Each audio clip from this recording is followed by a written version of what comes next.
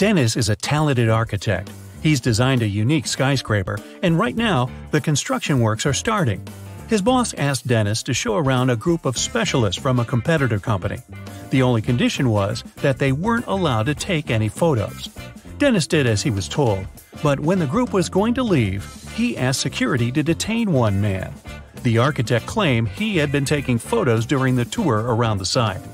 How did he understand it?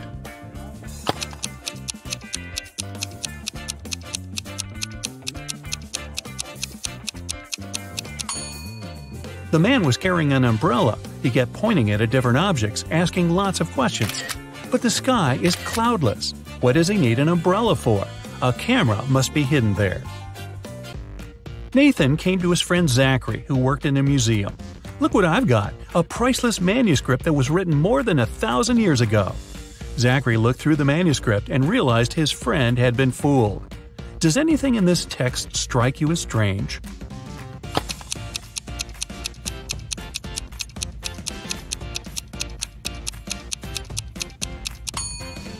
If we talk about the dates before the Common Era, they should be in reverse order. The original text would read, King Alfred V ruled the country from 1320 to 1290 BCE. Detective Aaron Jones got a call late at night. It was his neighbor. "I've heard a very loud noise coming from the house next door. I'm afraid to go there to investigate alone, but what if something has happened?" When Aaron and his neighbor arrived at the place, they saw the entrance door open. They ran inside and found the house owner, Mr. Anderson, on the floor of his bedroom, tied and moaning in pain. He said he had been in bed reading a book, and then a man in a black mask broke into his room and hit him on the head. Then he tied Mr. Anderson, took all his money and other valuables, and disappeared. Detective Jones didn't believe the man. Why?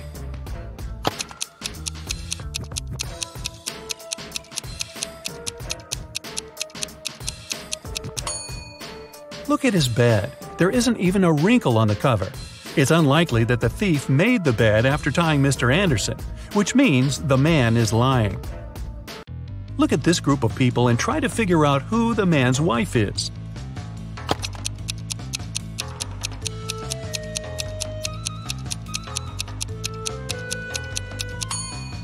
It's the woman in purple. Both she and the biker are wearing matching wedding rings. Joan took part in an experiment, testing her logical thinking and analytical skills. She had to crack riddles to get to the next level.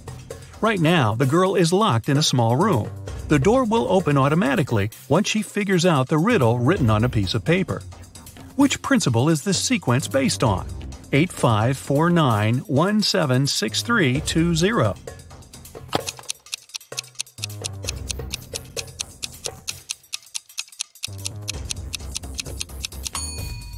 The numbers are lined up based on the alphabetical order of the first and second letters of their name. 8, 5, 4, 9, and so on. Joan managed to get out of the room and is ready for the next task. This time, the girl needs to join all the blue points on the screen, but she's allowed to use only 3 lines. How can she do it?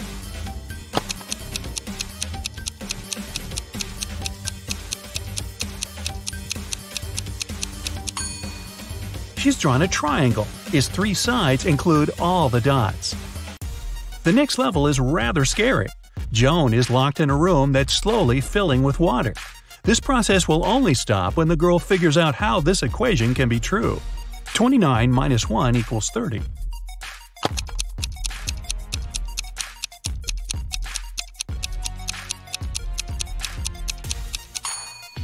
Even under these stressful conditions, Joan managed to crack the puzzle. She replaced the numbers with the Roman numerals. XXIX minus I equals XXX. Then she removed the 1 I from 29 XXIX and got 30 XXX. Wow, this was a riddle with a lot of excess. And finally, Joan is given the last test. She needs to figure out which object is the odd one and doesn't belong to the group. Can you do the same?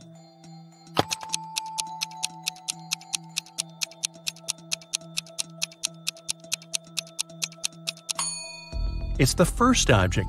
It's the only one that doesn't have any individual traits. The second object is uniquely round. The third doesn't have a red line around it. The fourth shape is a different color, and the fifth one is smaller than the rest. Two cars are driving through the city. They both started their journey at the same time. The green one is moving at a speed of 30 miles per hour. The yellow one is faster. Its speed is 50 miles per hour.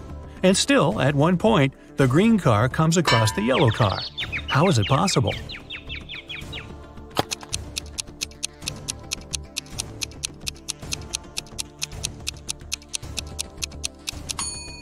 Well, the cars were traveling in opposite directions. Look at this teenager and two women behind his back. Who is his real teacher?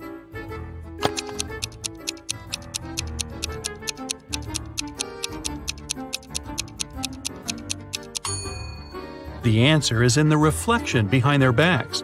You can see that both women are holding pointers, but in the mirror, only one of them has it. She is the real teacher. Two men are going to fill their watering cans with water from the river. Who will bring more water?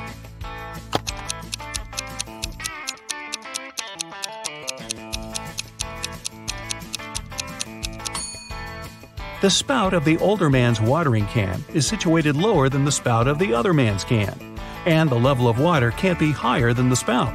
It means the younger man will bring more water. Evelyn wants to visit one unusual restaurant, but to get there, one must know the password. The girl hides around the corner to figure it out. She sees a man come up to the security guard. The guard says 12. The man answers 6 and is allowed to come in. Then a young woman approaches the security guard. He says 6, and she answers 3. Evelyn is sure she has figured out the pattern. She comes up to the security guard and hears him say 4.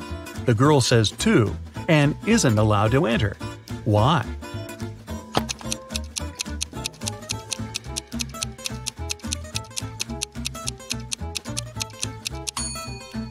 The password is always different. It's the number of letters in the word the security guard says. Like the word 12 has 6 letters. That's why Evelyn should have answered 4. A manager of the most luxurious sea resort in the area called the police. She said someone had stolen a set of very expensive monogrammed bed linen. 3 guests left the hotel that morning: Mr. Sam Taylor, Mrs. Amanda Martin, and Mr. Michael Smith. The police detained one of the guests and, indeed, found the bed linen in their suitcase. How did the detectives figure out which person was the thief?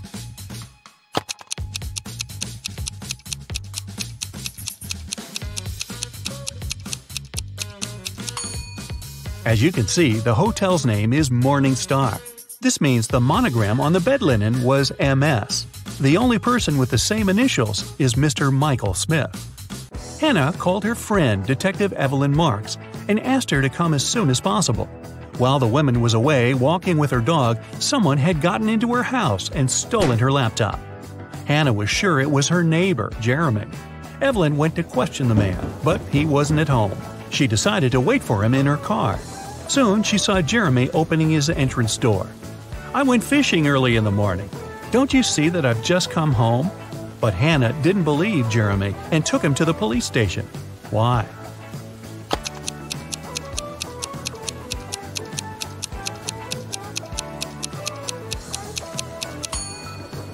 The guy was wearing white sneakers, but it's been raining since early morning. If he was out fishing, how can his shoes look so clean? Detective Jacob Robinson was spending his vacation in the mountains. One morning, he found out someone had stolen a big sum of money from the owner of the hotel where he was staying. Jacob offered the man his help and questioned all the hotel guests. Emma said, "I felt unwell and spent all the evening in my room." Louis explained to the detective that he had only arrived at 2 a.m. and had gone straight to bed. And Simon said, "I've got friends living here in the village. I went to visit them and returned in the morning, just an hour ago." Detective Robinson immediately realized who was guilty. Do you know it?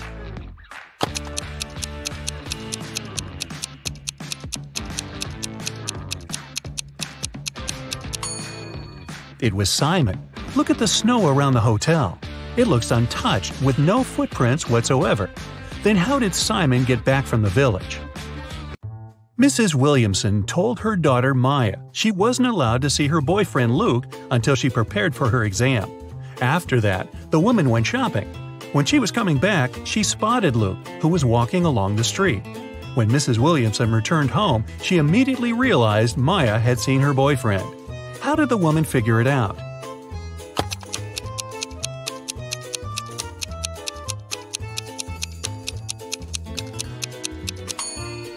When she was leaving, there were 5 roses in the vase on the kitchen table. Now there were only 4, and when she saw Luke, he was carrying a rose. Private Detective Sean was waiting for his client in the lobby of a large hotel. The client was running very late. That's why, to entertain himself, Sean was observing the hotel guests. He noticed a man at the reception desk. He had 4 suitcases, but refused when the porter offered to help him with the baggage. The man went to his room, only to reappear 5 minutes later with the largest of his suitcases. Half an hour later, he returned without the suitcase and went to his room. Soon, he rushed to the reception shouting, "My suitcases! They're gone!" Sean introduced himself and, together with the hotel management, joined the man in his room. Something seemed off about the guy, and soon the detective realized he was a fraudster. What did the man do?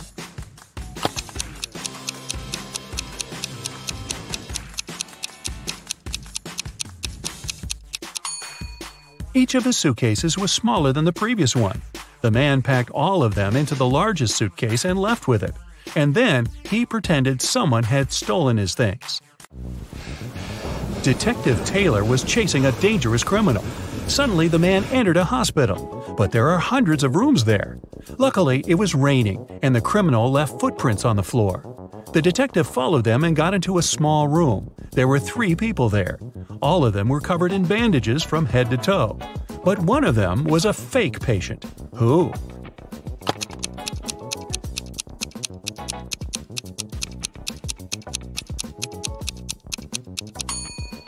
It's the man in the middle. He doesn't have a medical chart next to his bed.